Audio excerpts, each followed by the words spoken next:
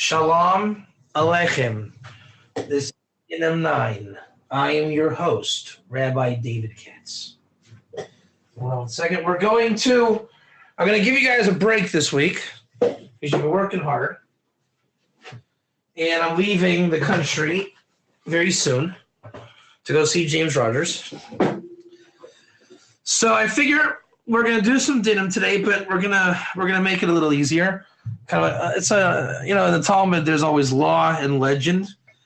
So we've done some pretty heavy duty law, as you guys know, and I don't know if I'm going to teach this in Waco. I had thought about it when the trip first came together, but I mean, you guys, Jacques, you know what I'm talking about, and Justin, you know that when these trips come together, content is the least of my worries. All right, give me a 1 on that, because there's plenty to talk about. James, you're giving me some feedback over here. We're getting feedback. Anyhow, so content is the least of my worries. With that said, I have more than enough to talk about. In fact, after we're getting nasty feedback over here, James. After class last night at the wall, I realized the problem is not content. In fact, one could argue that so I realized last night with the idea of content, the problem is not my content, but content. The problem is there's so much content, people haven't gotten through maybe 1% of what I've put out there on Gear and Noah Hyde stuff. So the real issue is if people just got the learning curve up. I mean, how many detractors to the book have yet to read the book, The World of the Gear? It's unacceptable. I guarantee you, if you took a poll of those against the book, you would, they're not against anything in the book. We have not had one critic on the book. I want that in quotes. We have not had on anything that we have published, produced in the name of Torah, not one critic. Not one. And I've been at this for many years now. Not one. Now, how many people haven't read the book? A lot. It's unacceptable. And what are people critiquing? Why does Rabbi Katz wear Crocs? Is he a real rabbi because of that? That's their attack. Shock type 1. I mean, it's the most senseless attacks based on anything but the Torah here. So, what's painful for me is I find really out of this world material on a daily basis. For anybody who even follows my Facebook page knows that I post, even though you might not know the Hebrew, you can imagine I'm finding out of this world stuff on a daily basis. And not everything that I find goes into a class, much to my dismay. So again, content is not the problem. It's people not getting the content. I can't expect you guys to know the content. But come on, read the book for crying out loud already. Anyhow, I'm not going to complain too much. I'm going to give you a teaching here. Again, we're going to lay off the law of Dinim a little bit, also next week, and then I'm going to leave the country. So what we're going to focus on, at least for this week and next, and maybe a little further on, I was going to give you the din aspect of tonight, which is non-Jews learning Torah. There's plenty of din on it. I was going to, like I said, give some really fantastic din on it, but I decided to give some spice before we get into the din of a non-Jew learning Torah. What do you say, Jacques? Does that sound interesting to you? Now, what is this? Is there more here than I thought? 1 second. Where is this? It's one thing. That's right. Okay. Hold on. Yeah, we might not get through all this. This is a longer piece than I remembered. This might go into next week. All right, let's do it. You're about to learn something very amazing, guys. Do you guys believe me? You got to believe me to go forward. That's like a really dodgy thing to say, isn't it? If you believe me, it's true. Now, this is a very special project here. This is the Chidushi Hagrach v'Hagriz al Hashas. Jacques, what is the Grach and the Griz? Hagon, Rebbe Chaim, and Hagon, Rebbe, I think is it Yitzchak or Yaakov? Yitzchak Zev. I forget his first name. It's the Griz, the Brisker Rav. I gotta look up his first name. It's pretty pathetic. I don't know his name. Let me look it up. I don't want to sound stupid. No one calls him by his first name. They call him the Griz. The question is, what does the Yud stand for? Hold on. His name is. Hold on.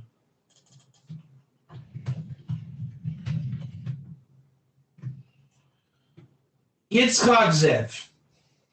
That's what I thought. Yitzchak Zev. Anybody wants to read while I'm teaching?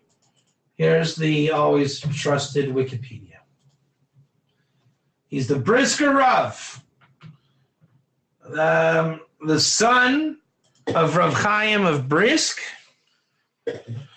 who was the son of the Beis Halevi, which became the Brisker dynasty.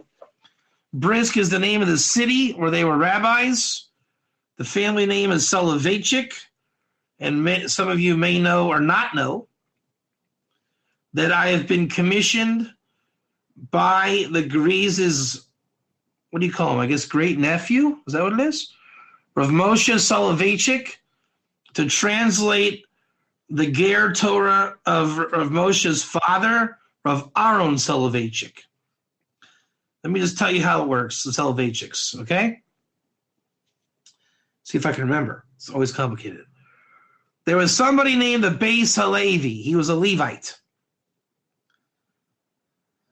And they were Mishpacha, family from Chaim Volozhin, who was the student of the Vilna Gaon, and they started the modern yeshiva movement. So the Beis Halevi, I think he was the first one to move to Brisk, somewhere in Europe. And everybody says they're the essence of something, but all Talmudics today is in the school of the Brisker method, or the Brisker derech, the way the Briskers learn Torah, Talmud particularly. And it's supposed to be the way the Vilna Gaon learned. So the Beis Halevi, the house of Levi, his son was Rav Chaim Brisker, Rav Chaim of Brisk. He was the Rav of the town, and then he had a son named Yitzchak Zev, and the acronym is the Griz, Griz. The Griz had a brother, I believe, named Moshe. The Griz and his children and their children became Rosh Yeshivas of the Brisker schools that are in Israel even today. It's not as strong as it used to be, because you got to be on the level to do it and teach it. Rav Moshe, if I'm wrong on these details, pardon me, it's always confusing, but I think Rav Moshe had like 3 sons at least, or total, I got to check that. Rav Shmuel, the Rav, and Rav Aaron. The Rav is the famous Rosh Yeshiva of Yeshiva University. They call him the Rav, one of those famous rabbis of the modern era. That became the modern Orthodox movement. Rav Shmuel didn't do as much as the brothers. And Rav Aaron Soloveitchik founded Brisk in Chicago near James Gosnell's house. And he was a gadol. He was a major authority in Torah. And he wrote a book on Ger. But I made it up, right? I invented Ger. I invented it, but yet Aaron Soloveitchik wrote a book on it. Makes sense. So Rav Aaron had a son named Moshe. Moshe had a son that passed away. And the Ger book is written in the memory of Rav Moshe's son who was Nifter. So when I was in Chicago in the conference where I met Justin B., I met Rav Moshe Soloveitchik, and that's where we met, and he approved of my work, and we agreed to translate his father's work. Type 1 if you're with me. Pretty interesting story, isn't it? It's amazing how some things don't make the Facebook circuits, right? Yeah, I made up the whole thing. That's kind of an ironic twist of fate. Who's this? Aaron, good to see you. God willing, the publication that comes out in the Soloveitchik name will help change things. I mean, I don't know how much more clear I need to be that this is not my invention, this thing. It's always existed. How much more clear does a person need to be? I don't know how else to say it. You say, well, I never heard of that. Well, you're looking in English and you're looking on Facebook. Try learning Hebrew and try looking in deep academia of Torah history and you'll find it. Well, how come my rabbi never said it? Ask your rabbi why he chooses to learn in English. I don't know. Anyhow, so we're going to, this sefer I have here now is the Chidushei Hagrach. This is the Insights, the Torah Novelli of Rav Chaim of Brisk, the Griza's father, which is all in the school of the Brisker Derech. This is like Brisker style Torah. And Brisk learning is like the Harvard of Talmudics, which they also don't tell you that on Facebook. Yeah. So why, if Rabbi Katz is teaching the Harvard of Talmudics, why is he on Facebook? Because the Ger are there, number one. Number two, it's, Brisk is very down to earth. When I talked to Rav Moshe on the phone, I said, how do we get people to learn this particular Rambam of Ger correctly? And he said, no, you're not looking at it right. I said, well, how am I looking at it wrong? He said, because a Brisker, he doesn't care what other people think. So I know it's kind of like Luke Skywalker becoming a Jedi. When I stop caring what other people think, that's when I'll become a real Brisker. So that is it. And it's just my biggest fault is I don't take that enough to heart. But they probably got used to it, from the ridiculous fights that go on in halacha. And I asked Rav Moshe, your father's sefer was immaculate, so what's the problem? He said, my father asked himself that question all the time. When did Lamdis stop becoming halacha? Meaning, when did the real learning ever stop becoming the authority? It's insane, is it not? But that's where we're at. And that's why you don't hear of Ger, because people that know what it is, they've learned not to vocalize it or to get clopped. Well, like my wrestling coach used to say, I guess I'm hard-headed more than most. And what other people would say, I guess you like getting clopped. And I guess I have a hard time arguing with that because I seem to get clopped a lot. And it doesn't seem to work for the opposition's camp. So I guess there's something to it. All right, let's go. We're reading the Chidushei Hagrach. He's got really nice Torah in it, obviously. It's Brisker Torah. And it's written on the Talmud. I mean, there's a whole book of stuff. I mean, we could choose literally anything in the theoretical realm. It's not so much particular to the Noahide world, but it's really amazing stuff. That's what makes Brisk Torah so special. And it emphasizes the concept of Svara. Remember, you guys remember what Svara is? The deep logical meaning behind laws. And that's what we're going to get into today. So I'm not claiming this is going to be a fun class because we got a lot of text to get through. Next class, hopefully, will be a little bit better. This one might be good in the end. We'll see. I'm not trying to be too impressive here today. because the brisker is the impressive one here. And I want to be able to give you guys that experience, ease the load going into Texas because you guys worked hard for 8 weeks. And we could have stacked up the Dinim today regular, but I decided to at least give you insight of this. And it really is great Noahide Torah if we can get to the crux of it through the language. All right, so you guys with me on this? Any twos or are we all ones here? Where are we at? All right. All right, so this book, it's 495. That's just like the Mishnah number. And so this is for whatever reason, it's page 257. And the Brisker Rav says like this, he's basing it on the Rambam, which comes from the Talmud, meaning the Rambam is deriving from the Talmud law, and the Brisker Rav is going into those matters. Let's go. Kayim Avraham Avinu Kol HaTorah Kula. Who knows what I just said?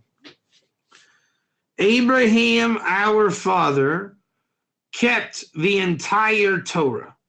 You guys ever hear that before? Abraham kept the entire Torah. Afilu Eruv Tavshilin. Even the rabbinic enactments concerning the holidays. The Hikshu. Who is this? I think it's saying the Kasha. You guys remember what Kasha is? The challenge is from what's written, Eruv Tavshilin, the Nakat Yoiter Meshadi Ve'Seifrin.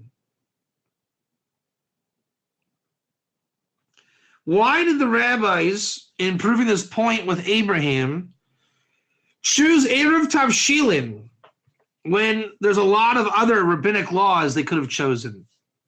Abraham put his right shoe on first. My answer is probably because it would sound too much like a joke. Why did Abraham put his right shoe on first? It's like dying to be a yeshiva's joke.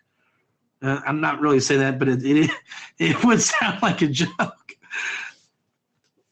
But it's not a joke. It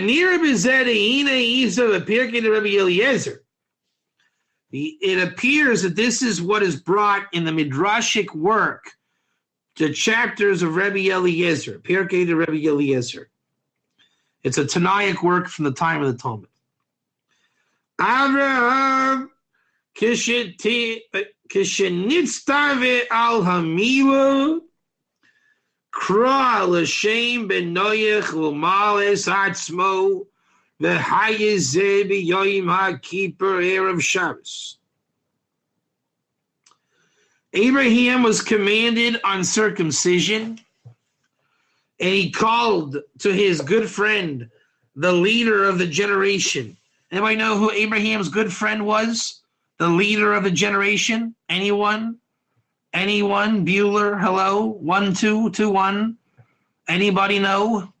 Anybody know? That's right, Justin. Shem, the son of Noach. And he circumcised Abraham himself, and this was Erev Shabbos, Yom Kippur. V'kasha v'im ke lo kayim az mitzvah shvisa shehari mila einu doiche Shabbos mipnei shelo hayadin shel yoim hashmini lagabe Avraham v'rak b'makom sheyesh b'yoim hashmini az doiche es ha-Shabbos v'im kein nimse shelo kayim olam avini es ha-mitzvah ashel shvisis yoim kippur tzarech iyud. The question is, if this is so, what does it mean if this is so? Everybody say, come on, what does it mean if this is so? What is this in regard to if this is so? Everyone should type the whole answer. What is the implication of the phraseology if this is so? If what is so? If what is so? No, no, no. You ready for the answer? If Abraham circumcised himself with Shem, Erev Shabbos, Erev Yom Kippur, That's what it means if this is so. If Abraham did circumcision with Shem Erev Yom Kippur. Yom Kippur Erev Shabbos. Sorry about that. Yom Kippur Erev Shabbos. That's what it is. Okay? Lokai, then he did not keep then the commandment of resting on Shabbos. Correct? Type 1.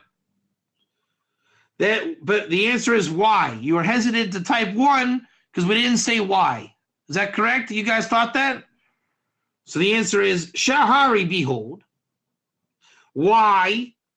Because circumcision doesn't push off Shabbos. Because there was not a law or a din. There's your word din, dinim, din.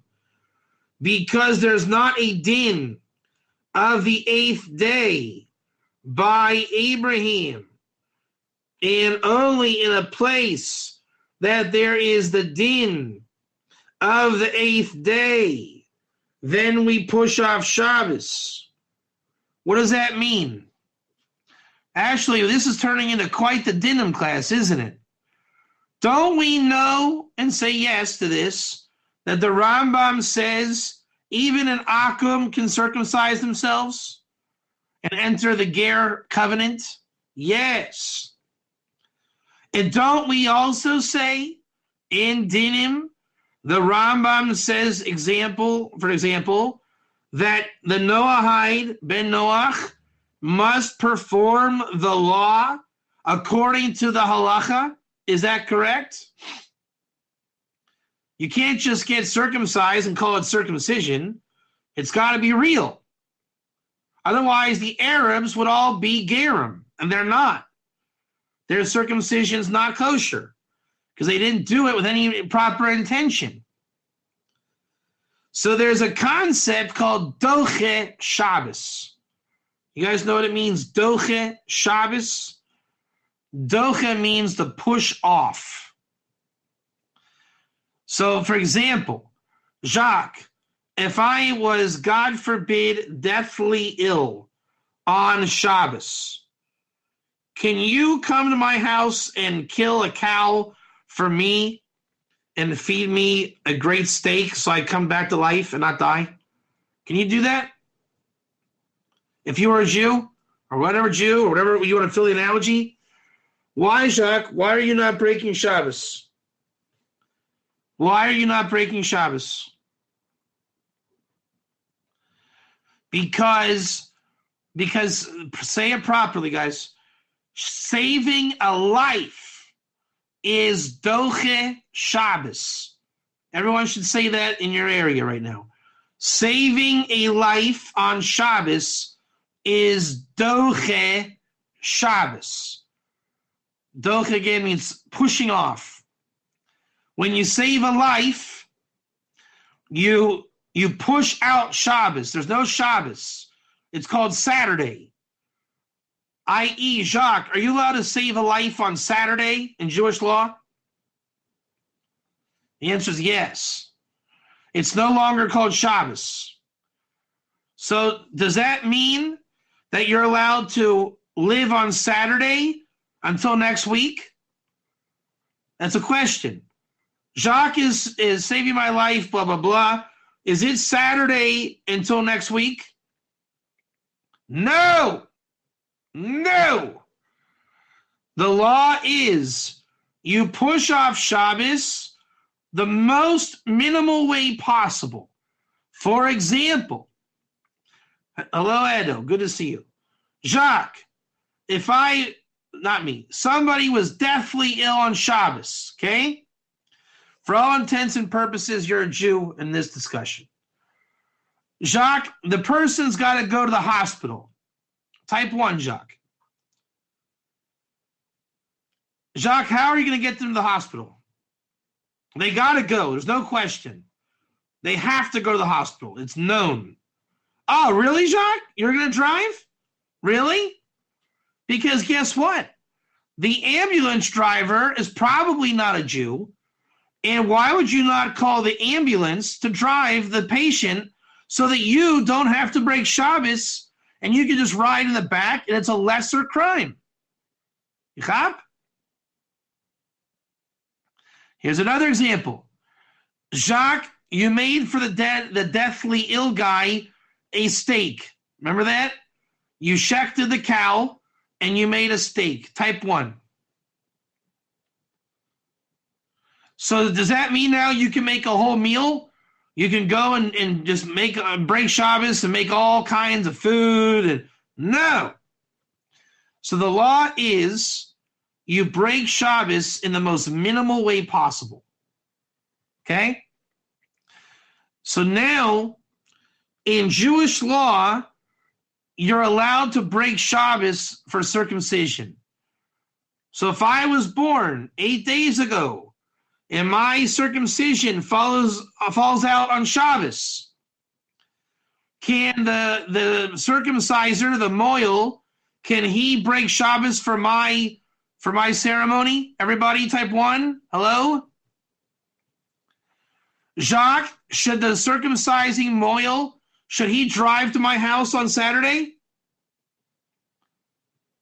Should he drive to my house? Well, then how's he going to do it? How's he going to do it if not drive to my house on Saturday? He's going to spend the night or walk. That's right. So whatever that guy needs, we're allowed to break Shabbos. But it's got to be minimal, like really minimal. So the question, the kasha smuya, the hidden question of the briskers, it's not a jailbreak, absolutely. Was Abraham's circumcision allowed to break Shabbos? Because we know that Abraham's breaking Shabbos because he got a bris milah going into Shabbos.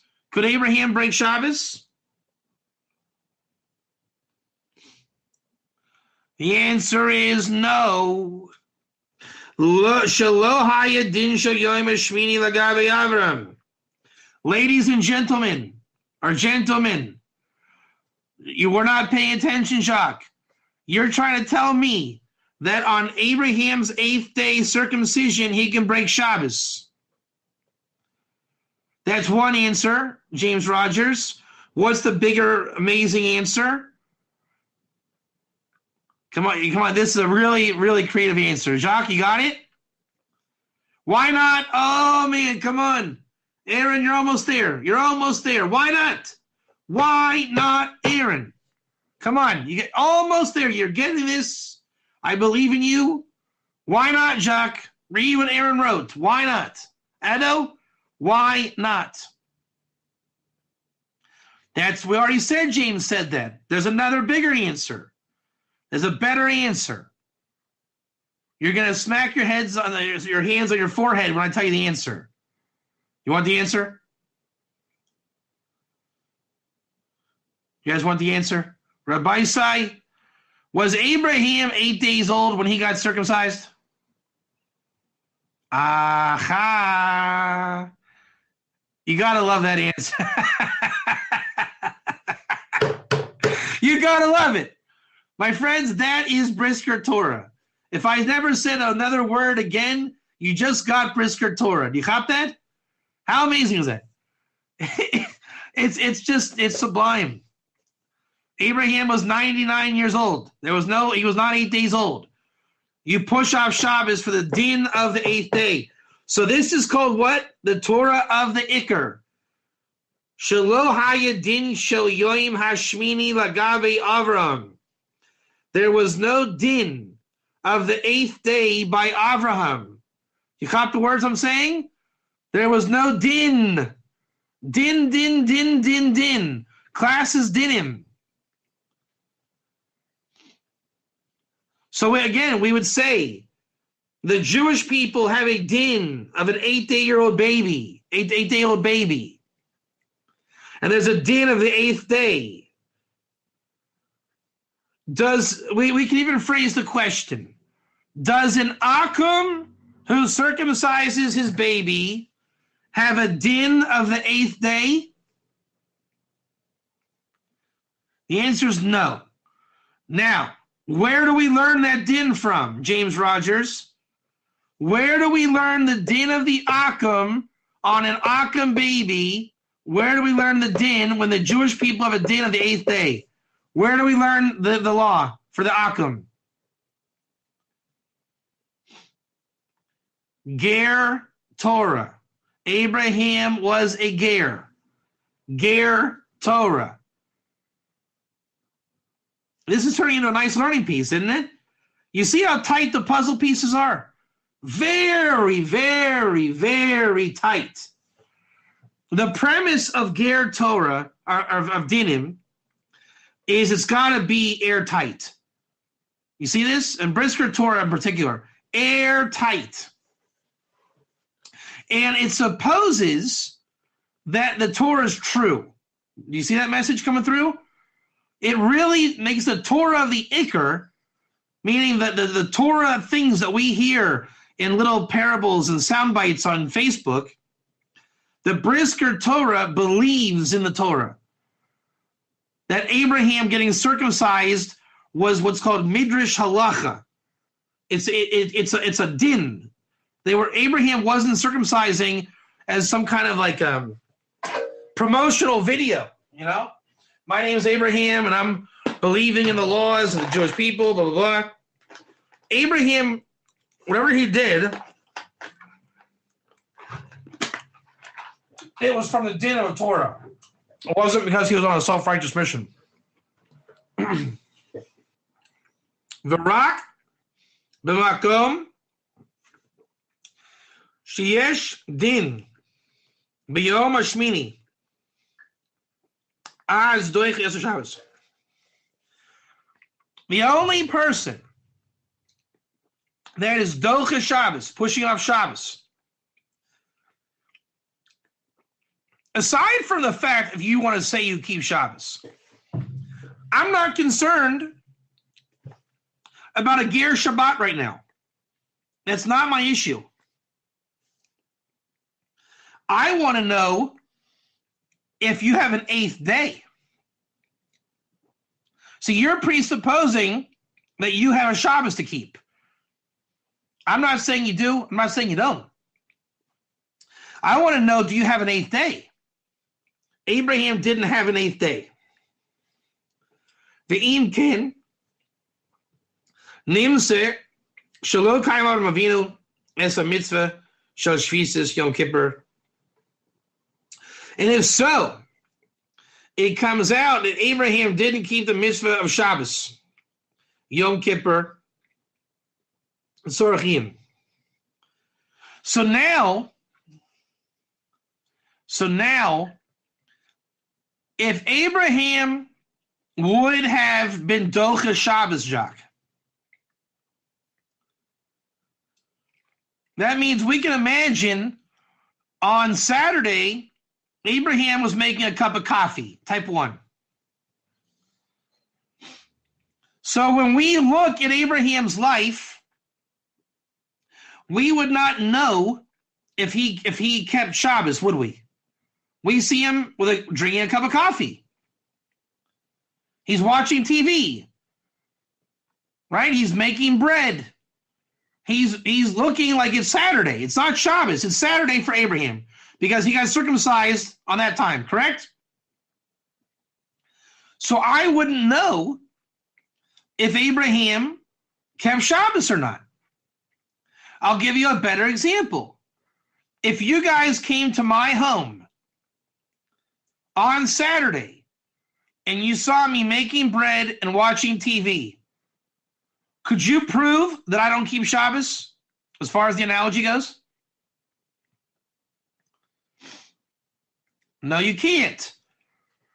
Because maybe my son had a bris, a circumcision. And we pushed off Shabbos for my son's circumcision. So you cannot make any judgments against me. If you see me, I'm making the analogy ridiculous. I'm aware of that. But if you see me breaking Shabbos, you have to know what you're looking for. Don't just see if I'm breaking Shabbos. You would say, Wow, Rav Katz, I noticed you watching the Chicago Bears game or whatever, the Ohio State Buckeyes game. Is it because your son's circumcision's today? And I would say, yes, Jacques, thank you for judging me favorably. It, in fact, is my son's circumcision. And I was just watching the Ohio State football game because they had a special broadcast about how to circumcise babies today. What a coincidence. My lucky day. The point is, if you saw me breaking Shabbos, you don't know why I'm breaking Shabbos. It could be I was saving a life. Someone was sick. Now, obviously, judgment goes a long way. If I'm watching a football game, I'm obviously breaking Shabbos. But with Abraham, what we're saying is if he's breaking Shabbos, we lost our grounds to know if Abraham actually would have kept Shabbos or not. You understand? You see the logic? That logic is called wisdom. If you ever wanted to know what is Rabbi Katz on about when he uses the word chachma or wisdom, that is a great example. Do you see how you got to go the extra mile to get the wisdom? You got to work just a little harder to get the wisdom. Abraham broke Shabbos. Therefore, I cannot ascertain if he had ever kept Shabbos. You follow? This is all part of the Havamina. We're setting up the makshava, the thought. I would have thought. Now, the Brisker says that this entire construct is not even true. Everything I said is false. You guys know why? Everything is false. Because Abraham was not 8 days old. Therefore, Abraham had no reason to break Shabbos. Because there's no Shabbos to push out.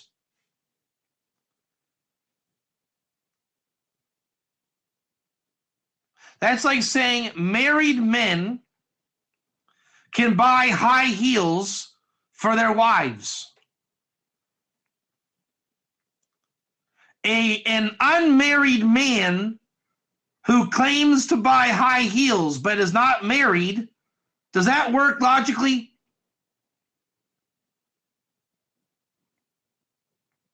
One or two, everybody. A married man could buy high heels for his wife. She says, honey, can you go to the store, get me my favorite shoes? But an unmarried man loses that merit. Correct, Jacques? Justin B? They lose that right. That's now called a perversion. It's called a perversion. Now, Abraham lost that right of Shabbos, of pushing it off. And we say Abraham did not keep the mitzvah of Shabbos. Why? Who can tell me why do we know through an inference, which in Hebrew is called a diuk, how do we know Abraham didn't keep Shabbos?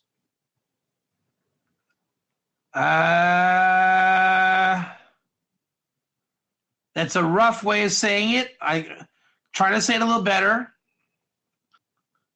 You're going right to the answer, but you're not. Remember the purpose of Dinim class, James Rogers. Remember why we're here. The svara of the Dinim. Do not ever lose sight of that. We are always taking the long route to find the svara of the Dinim. So when I ask the question, how do we know Abraham didn't keep Shabbos? What's the svara of that question? Svara of the Dinim. The logic of the din. We don't want to say the divine code yes and no. The answer is, if Abraham would have kept Shabbos, then God would not have commanded the circumcision to fall out on Shabbos. You follow? Meaning God wouldn't have asked Abraham to sin. because of the timing, the circumcision fell out on Shabbos. Now, for a Jew, it wouldn't have been a problem. Why? Jacques, why would it not have been a problem for a Jew? Edo? Anybody? Yes. The circumcision would have been pushed off. Jewish law.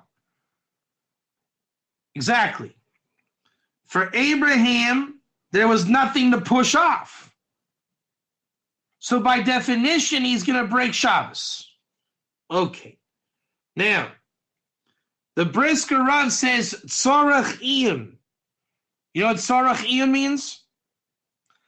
This requires further in-depth analysis. Meaning it's such a great question. Really, what is the inyan, or the issue of Abraham's circumcision, and Shem, and B'nai Noach, and Jews, and Eighth Day, and Shabbos, and Rabbinics? He says, this is the world we're discussing. Now we got to really discuss it. James Gosnell, you just came into class, and we're doing the Brisker Torah on Abraham's circumcision, and it's based on Dinim. James Gosnell, along with everybody else, can you guys understand now and appreciate why Brisker Torah is fantastic when it comes to the concept of Dinim, i.e. of Ger in Dinim? Can you get a sense for that? The entire construct that we built here was predicated on only the concept of din. Jacques, do you see that? The entire question and the answers and the thoughts was on the din. He's saying to himself, what is the din of Abraham's circumcision? And he meditated on it, and he pulled the Midrash in with Shem. And when you take Torah seriously, on Dinim, you end up getting a fantastic question. And he's asking, what's the svara of the din? What's the logic of God commanding Abraham's circumcision? Meaning he's not taking it as a fairy tale. He really believes that God commanded Abraham to circumcise, not at 8 days, and that Abraham actually believed it and took it on board and did it, and it produced a din. So here's a trick question. Why are we to believe this story of Abraham as opposed to calling it a nice midrash? Why does this matter? Who cares? Isn't this just a nice midrash? It's a lovely story, and we'll go on Facebook and say Abraham had faith, and we should all be like Abraham. And faith is when God tells you to do something hard and you do it. Why is this all bogus? This is the fight that I fight every day. When you guys see me fighting, it's this. What's the fight? Why am I so upset over this? Why can't we just say it's a nice story, leave me alone, charge $20 for admission, and teach Emunah? Abraham was a really great guy. He believed in God. That's right. But go one step deeper, James. You got it, and you do got it, but think about what you're saying. James, is that a true statement you said? Type 1 quickly. And you're saying, James, it's true for us? Is that true? Was it true for Abraham? Now there's the answer. It was true for Abraham. Can we say it was history? History made it part of Abraham's current world? No, that's obvious. Yes. Abraham had a reason to follow Dinim. Remember, Abraham was a person too. He was a ger in a world of Dinim, and he was trying to do the will of God according to Dinim and Torah. You see my point? We view Abraham, Isaac, and Jacob as a mythology. They were alive in a world with God where 7 laws and Dinim were what they were striving to do. You got this? So when God said, Abraham, do this, Abraham has to ask himself a question. What is the din? He has to. It's incumbent on him. If I was a prophet right now, telling all of you guys like Naaman, dunk in the Jordan River, you would have some serious questions, wouldn't you? If I was Elisha the prophet, you would have to really consider what to do, correct? Abraham received the prophecy as well. You would have to. Yeah. Abraham received a divine revelation. He had to know the din. Even Naaman himself. When Elisha got the prophecy from God. You see the story of Naaman. They didn't just go into Jordan and say, hey, it's great to be mythological characters in the Tanakh. There was a din. They had to know the din, what to do. God is not new or outdated. Abraham had to follow the dinim. Are you guys with me or not with me? It is as real then as today. 100%. 100%. Yes. I'm a little bit queasy the word halacha. It was definitely the dinim.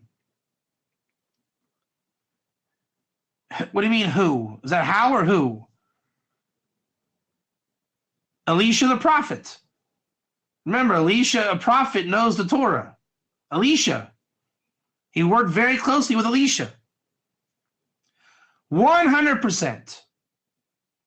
100%. And the commentaries and the Mikros Gedolos talk about those specifics that Naaman got from Elisha.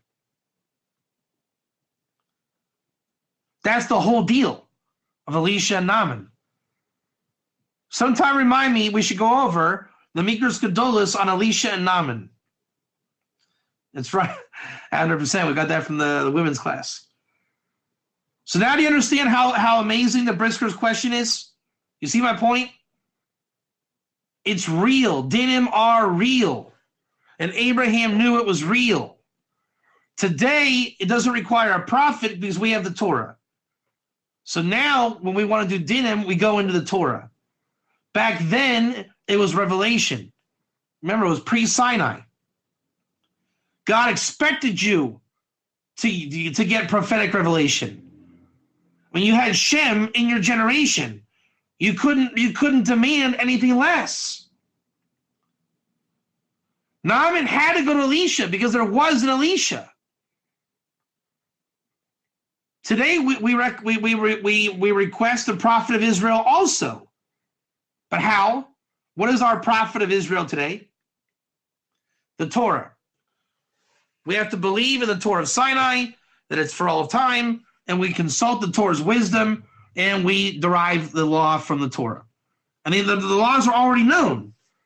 All we do today as rabbis is source the law. What is a Talmud Chacham? Someone who's learned the law, but not to master it and know it. It's to be on a reference where it is found in the Torah. Sourcing. That was told to me on the day I got my smicha by Razal Menachem Goldberg. A rabbi today is someone who knows where it is written in the Torah. And then what do? You go to where it's written and you learn it. So that the prophecy doesn't come from the rabbi, it comes from the prophetic revelation of Sinai. Alavai, if we had prophecy, it would only help. but it's not the prerequisite. If you want to say, then why do we need Elisha? That was after Sinai, because in the times of Elisha, there still were prophets. Today, the rabbi is a substitute. It's not an equal or good substitute, but the idea is the prophecy aspect comes from the Torah of Moses, whereas Elisha received a prophecy directly from God. Okay. We have a little bit more time. Let's go. You ready? Are you guys all up to speed? Anyone with a 2? Or is everyone good on where we're holding in the discussion? Vehine, Makshim ha'achroinim, kemedoime ha'parshis durachim, ein kayim ovram avini Shabbos, the achronim. Anybody know when the time period of the rabbis called the achronim were? Does anybody know when the time period of the achronim were? Going once, going twice. Get a little faster on the 1s and 2s, please. Again, we'll try to remember how the rabbinic structure works. At the time of the destruction of the Second Temple was the Tanaim. That's your authors of the Mishnah. That was a 500-year period approximately. Then you had about 500 years of the Amoraim, the sages of the Talmud. Then you had about 500 years of Rishonim, your friends Rashi and Rambam. Then you had about 500 years of Achronim, your friends the Baal Shem Tov, Vilna Gaon, Chavetz Chaim, and the Lubavitcher Rebbe. It is my opinion, and I think my opinion's right, that the Achronim ended in the 21st century. Most people know that. It's not a fact today, but it's pretty much accepted. Because if you don't say that, then you have to say that Rabbi David Katz is an Achron. Do you know the problem by saying that I'm an Achron? You're saying that I'm on the same levels as Lubavitcher Rebbe, Rebbe Nachman, and the Vilna Gaon. I hate to burst your bubble. I'm not on that level. And it has nothing to do with false humility or whatever. It just means the change of the era of Tanaim, Amoraim, and Rishonim, and Achronim, the function of the rabbi changed. The function changed. James Rogers, do you follow American football? Does anybody follow American football? Can I make an analogy about American football? The quarterback of today would not perform to this standard in the 1970s against the Pittsburgh defense. Justin B, do you know why? Do you know why? Why? Because it was a different game. It was a different game. You were a big star back then by throwing for like 2,000 yards. Yeah, a lot different. Now, you could argue that Terry Bradshaw is just as good as Peyton Manning. You could argue that point. But you cannot compare the game. Therefore, you cannot judge Terry Bradshaw by not having Peyton Manning's statistics. So the Tanaim, those rabbis had a job in a game differently than the Amoraim. Exactly. Very good, James. The Rishonim, Rashi was bad. Do you realize the difference between me and Rashi? Let me paint this picture for you. Rashi was battling the first Crusaders. Do you really think that where I'm at right now, I am battling people like Crusaders? ISIS wears Nikes.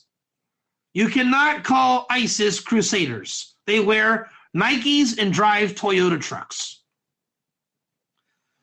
The Crusaders were something a little different. Rashi's Torah was dedicated to preserving Jerusalem against the fall of the first Crusades. My biggest challenge is if I'm eating Arby's or McDonald's in this generation. Pretty pathetic. Pretty pathetic. Or, watch Saved by the Bell or Beverly Hills 90210. Not exactly the same generation. Even if you want to say that's a secular thing I just said, well, back in Rashi's time, even the secular was dealing with the Crusaders. So the Lubavitcher Rebbe in that generation, that Judaism is not the Judaism of today. Right? Asher Meza was not a threat to the Lubavitcher Rebbe. I can assure you of that. I can really assure you of that. Whatever opponents he had, it was not Jorge Mesa. The threats of today's rabbis are different than all of the preceding ones. Our threat today is secularism, intermarriage, bittul Torah. It's a different animal. Therefore, my job as a rabbi has changed. Bar mitzvah, exactly. My job today as a rabbi, and I am not an Achron. If I was an Achron, I would have been, the time of the Lubavitcher Rebbe at least.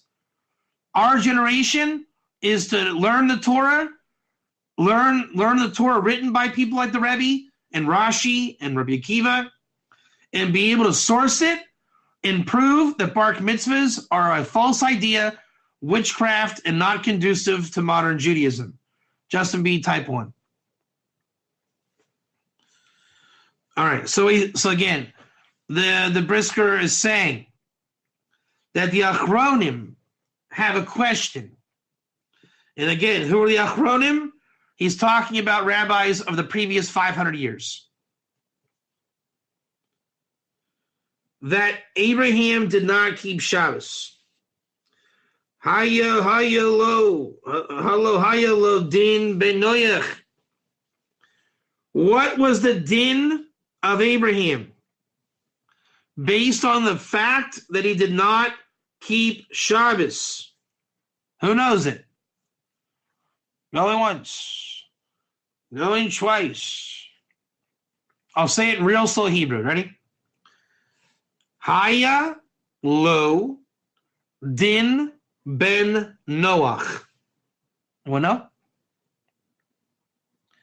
Haya lo din ben Noach.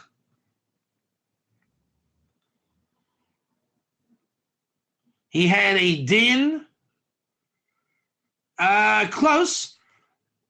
He had the din of Ben Noach. Can you get that expression down? Remember, this is Dinim class. So think about it. He had din Ben Noach. Technically, that's an English statement. That's why I'm making you think. It's technically an English statement. If we say Noahites have a seventh commandment of Dinim, and Dinim is plural for din, put it together, Abraham had a din ben Noach. Type 1 or 2. Everybody? Jacques? All right. Ben Noach sheshabis chayev misa. And a Ben Noach that keeps Shabbos is chayev misa, obligated to die. Y'all know this? This is the famous party line. Uma de tirtzu, b'mitzvahs tzitzis dahava masa bo lohaya mitzvah kasha al zeh daha ein zeh begeder safek elavadai dino keben Noach im gen haya muzar shalo lishvos v'tzarech ir. We want to say that he was warned not to keep Shabbos. So now, if Abraham's warned not to keep Shabbos, the question is, if he was warned to not keep Shabbos as a Ben Noach, how could it be that God gave the commandment of circumcision that is related to Shabbos? So just strengthening the question. We're going to stop there. And next week, we're going to finish the brisker piece on the next 2 paragraphs. Okay? How do you guys feel about today? Do we set it up sufficiently? It is Dinim. I actually told a bit of a story. I thought we weren't going to do Dinim, but I realized that this is Dinim. I mean, I wanted to show the idea about keeping Shabbos and learning Torah for a non-Jew, but I didn't realize the language of the Brisker Rav is din-based. I just didn't make that connection. That's right. Dinim is everywhere. That's the lesson learned, 100%. Dinim is everywhere. And I really didn't have that in mind. I wanted to do this piece. I knew it was applicable, but it turned out better than I thought. Okay, so do you guys see the question going in? Abraham is a ben Noach. He has a certain set of dinim, and we want to know, can a ben Noach keep Shabbos and learn Torah?